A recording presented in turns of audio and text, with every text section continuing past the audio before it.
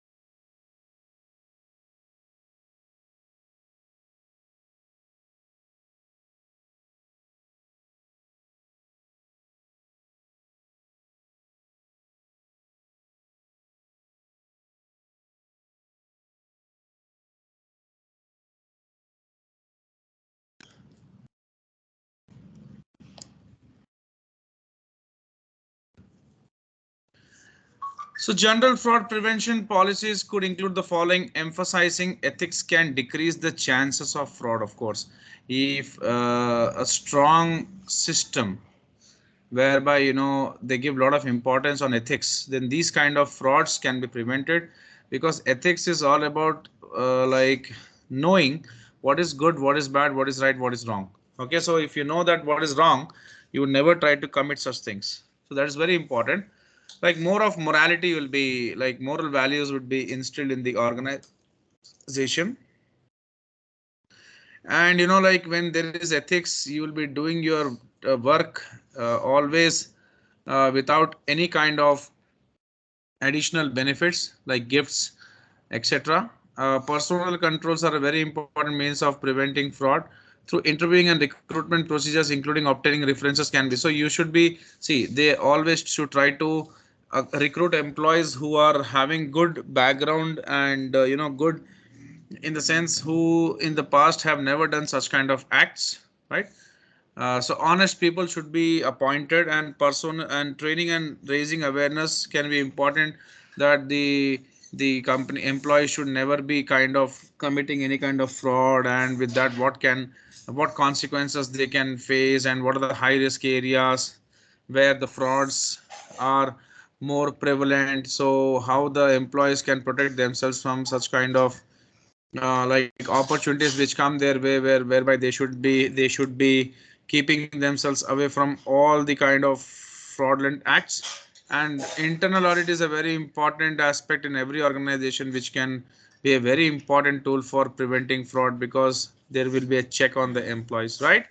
Now, responsibility for detecting and preventing fraud: director. So director responsibility should aim to achieve the following: ensure that activities of entity are conducted honestly and that its assets are safeguarded; establish arrangements to deter fraudulent or other dishonest conduct and to detect any that occurs. So they should have such arrangements whereby fraudulent and dishonest acts should not happen. People should be they should be scared of doing all these things, and ensure that to the best of their knowledge and belief, financial information, whether used internally or for financial reporting, is reliable. That means all the important disclosures are disclosed, and the financial information is also free from any kind of fraud. It is therefore the responsibility of the directors to take reasonable steps to detect and prevent fraud. Now, external auditor. The external auditor is responsible for expressing an opinion. So external auditor is very much like responsible for expressing an opinion on whether the financial statements. So they do the audits, right? And they give their a report whereby they should give an unqualified opinion. So everything is all right. If they give qualified opinion, then there's a chance of fraud. So they can give that only if they conduct audit and they check the entire statements of the company, and any kind of material misstatements they should be bringing it forward. And if things are done by mistake, then that's okay. But if the things are done with intention, then that's fraud, and that should be brought forward. And the auditor's report can give that particular feedback. Okay. Just a second. I'll be changing the changing this particular place. I'll put this on charge. Just wait for a second.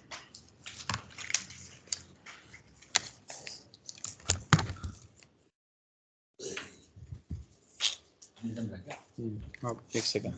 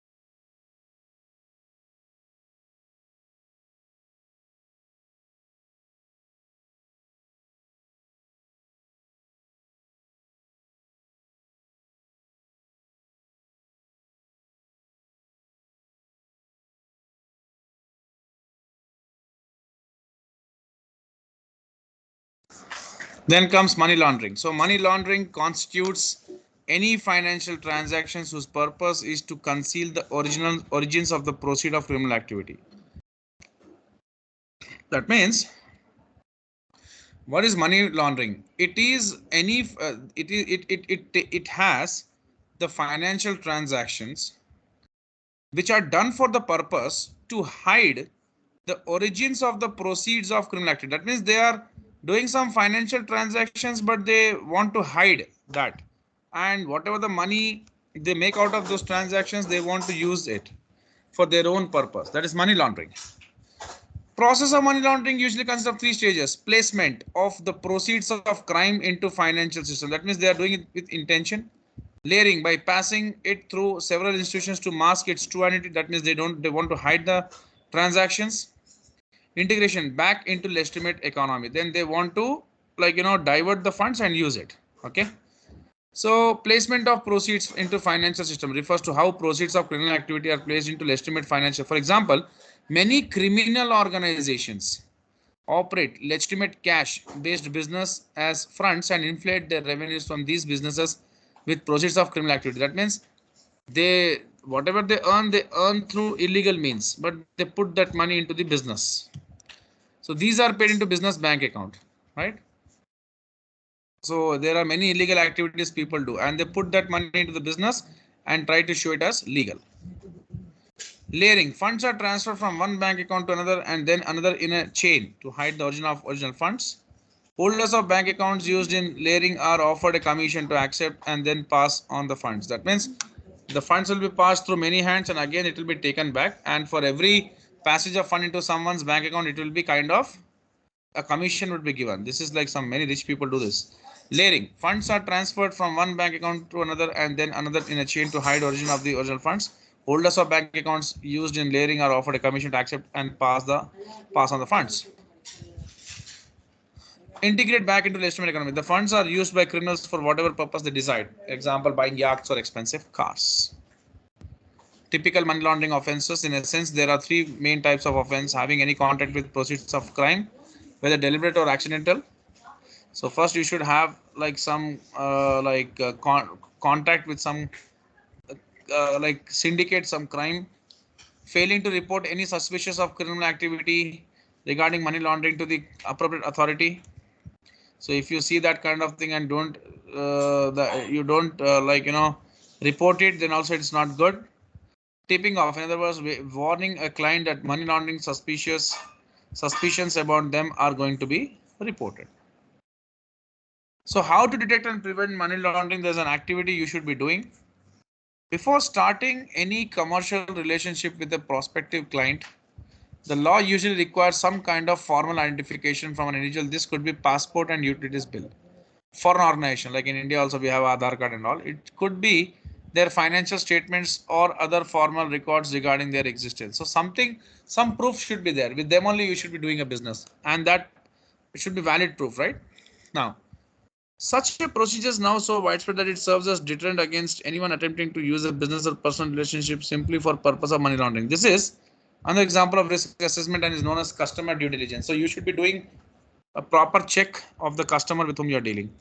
Once this process completed and any initial funds are considered legitimate, the individual or organization is monitored to ensure they do not attempt to exploit this new relationship. This may take the form of gaining an understanding of the nature of any business activity and their associated cash flows in order to spot suspicious activity in future. Reporting money laundering suspicions. So it is usually a requirement. So whenever you come to know that there's money laundering happening, you can report it to the person called MLRO, money laundering reporting officer or nominated officer, and all suspicions are supposed to be reported to MLRO. They will then decide whether to escalate the suspicion and alert the relevant authority. That means crime agency. It's a big crime, right? So that shouldn't be happening. So Tanya, we have finished this chapter. You should be going through this. Hello? Hello? Yes, sir. And then tomorrow we can continue with this, right? Tomorrow, next class, whatever. We can continue with this, the role of accounting. What is this? The role of accounting. We'll finish this chapter, half part. So how many we have finished till now? Just a second.